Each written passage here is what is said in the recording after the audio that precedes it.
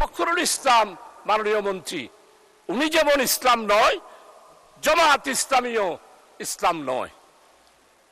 মানে স্পিকার, জামাত ইসলামীকে জানতে হলে 100 বছরের ইতিহাস জানতে হবে। অর্থমন্ত্রী বললেন যে আমার এই বাজেট ব্যবসার পরিবেশকে সহজ করার জন্য বাজেট দিয়েছি। ব্যবসায়ীদের কি বাংলাদেশ না? বাংলাদেশ 18 কোটি মানুষের বাংলাদেশ। কৃষক, শ্রমিক, মেহনতি মানুষ, সর্বস্তরের বাংলাদেশ। আপনি ব্যবসায়িক পরিবার, তাই ব্যবসায়ীদের জন্য বাজেট দিয়েছেন, বাংলার মানুষের জন্য বাজেট দেন নাই। তাই আজকে আমি সাইফুর রহমান মরহুম ওনাকে স্মরণ করছি। সময়ের সাথে সাথে দেখা দেয় নিত্য নতুন প্রয়োজন, রেডি থাকতে হয় প্রতি মুহূর্ত। তাই এলো ইনোভার, যেন আপনি লাইফে থাকেন রেডি প্রতিদিন। Innova, designed for now. উনি যখন বাজেট দিতেন তখন অপোজিশন লিডারদের কাছে টেলিফোন করতেন। আমি অর্থ মন্ত্রণালয়ে 2001 সালে কাজ করেছি। আমাদের সাথে আমাদের মুশফিকুর রহমান, যিনি অর্থ মন্ত্রণালয়ে এইবারে সভাপতি হয়েছেন, উনার সাথে আমরা কাজ করেছি। আমরা দেখেছি বাজেট যখন বক্তব্য পেশ করা হতো, এর আগেই উনি অপোজিশন লিডারের সাথে কথা বলতেন, বাজেট তৈরির ব্যাপারে সহযোগিতা চাইতেন। এইবারের বাজেট যারা তৈরি করেছেন এরা কারা? এরা কি 36শে জুলাইয়ের চেতনাকে ধারণ করেন? না। যারা বাজেট তৈরি করেছেন, অতীতে যেভাবে বাজেট তৈরি করেছেন 18 বছরে যারা স্বৈর শাসক ফ্যাসিস্ট, তাদের বাজেট যারা তৈরি করেছেন, এইবারও ঠিক তারাই বাজেট তৈরি করেছেন। আপনারা যদি আমাকে বলেন কে কে সেই রকম, আমি অবশ্যই ধরিয়ে দিতে পারবো, কিন্তু মহান পার্লামেন্টে আমি তাদের নাম ধরতে চাই না। আপনারাই চিন্তা করেন, এই বাজেট আপনারা যে তৈরি করেছেন, আপনারা সবাই স্লোগান দিয়েছেন নির্বাচনের আগে, আমাদের মতো সবার আগে বাংলাদেশ। এইবারের বাজেটে সবার আগে বাংলাদেশের এই স্লোগানটি কি প্রতিফলিত হয়েছে? এটা যদি প্রতিফলিত হতো তাইলে আপনারা কৃষি সম্পর্কে যেই বক্তব্য দিয়েছেন, বাজেট পেশ করেছেন, সেটা কি এইখানে আছে? আমাদের সম্মানিত কৃষি মন্ত্রী জনাব মাওলানা মতিউর রহমান নিজামী বাংলাদেশে 54 বছরে কৃষকদের জন্য মাওলানা মতিউর রহমান নিজামী মন্ত্রী হিসাবে যেই বিশাল পরিবর্তন করেছিল 4 দলীয় জোটের আমলে, সেটা 54 বছরের অন্য কোনো বাজেটে বা অন্য কোনো মন্ত্রী সেটা দেখাতে পারে নাই। সেটা কেমন? মানে স্পিকার, আমাদের মন্ত্রী 4 দলীয় জোটের আমলে যখন কৃষি মন্ত্রণালয়ের দায়িত্ব নিলেন, উনি তখন ব্লক সুপারভাইজার ছিল প্রতি ইউনিয়নে একজন।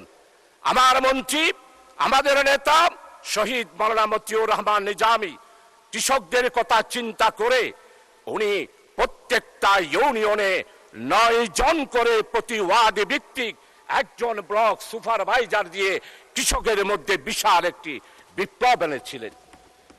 উনি ঘোষণা দিয়েছিলেন, আজকে আপনারা গাছ রোপণের কথা বলেন, এই গাছ রোপণের চিন্তাধারা সফল করেছিলেন তৎকালীন 4 দলীয় জোটের আমলে 3 বারের প্রধানমন্ত্রী বেগম খালেদা জিয়ার আমলে সফল কৃষিমন্ত্রী মাওলানা মতিউর রহমান নিজামী বলেছিলেন, একটি বাড়ি খামার বাড়ি আর বনজ শিল্প, বনজ ঔষধ এবং অর্থকরী গাছ লাগানোর বিপ্লব এনেছিলেন মাওলানা মতিউর রহমান নিজামী। কিন্তু আমরা এবারের বাজেটে কি দেখি?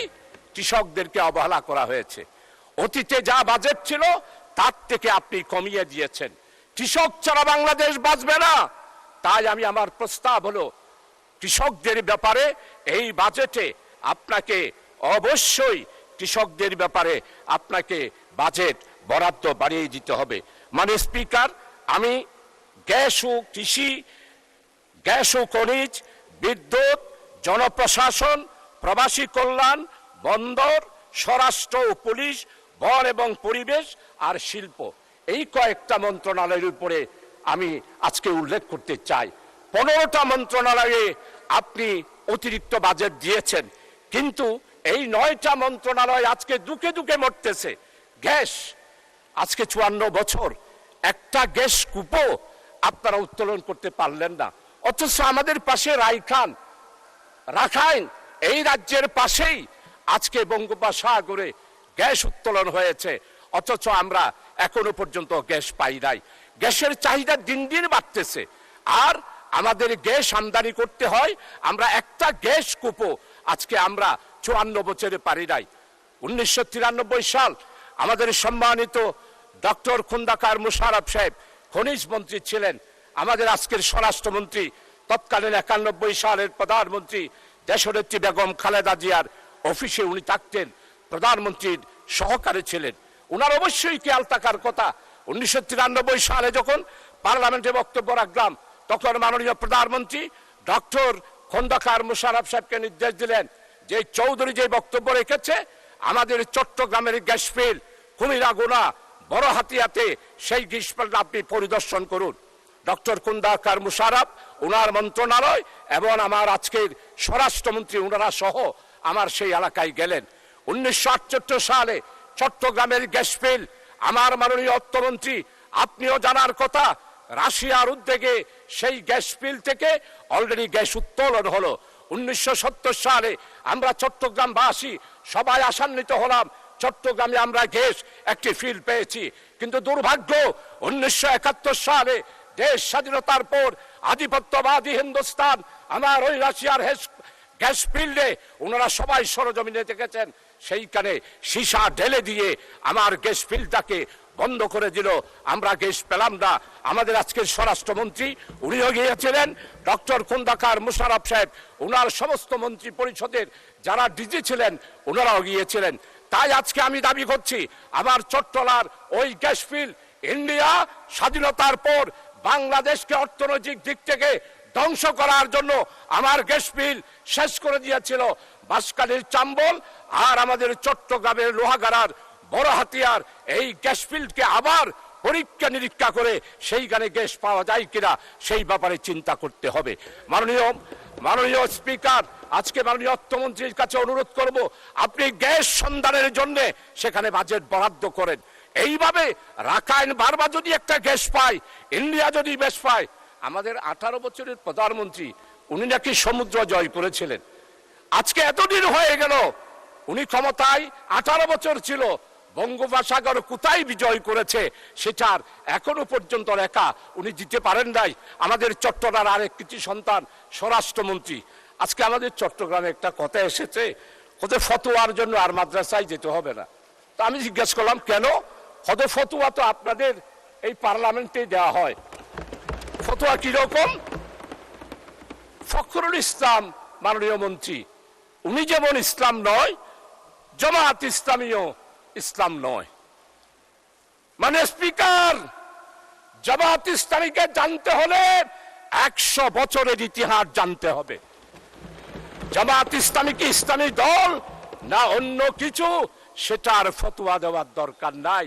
তাই আমাদের চট্টগ্রামে এখন বলতেছে হাল জবানার মুক্তি তিনি, আর একটা বললাম না, আলিফ বাতা জানেন না। মানে স্পিকার, আমরা ফতোয়ার জন্য আর হাটহাজারে যাব না, ফতোয়ার জন্য পটিয়াও যাব না, ফতোয়ার জন্য লালবাগেও যাব না। আমাদের এই মহান পার্লামেন্টে জামাত ইসলামীকে ইসলামী দল নয় বলে যিনি বলেন, তার কাছ থেকেই আমরা ফতোয়া নেব। মানে স্পিকার, জামাত ইসলামের ইতিহাস, গণতান্ত্রিক আন্দোলনের ইতিহাস, জামাত ইসলামের ইতিহাস, ইসলামের উপরে যখন এই আঘাত এসেছে, জামাত ইসলামী বজ্রকণ্ঠে রাজপথে প্রতিবাদ করেছে, সারা বিশ্বে স্বীকৃতি দিয়েছে জামাত ইসলামী হলো ইসলাম রক্ষার জন্য একটি মাত্র বাংলাদেশে, অন্যান্য ইসলামী দলের মতো নয়। জামাত ইসলামী গণতান্ত্রিক, নিয়মতান্ত্রিক, মানুষের অধিকার প্রতিষ্ঠার জন্য, ওয়েলফেয়ার স্টেট কায়েম করার জন্যই জামাত ইসলামী।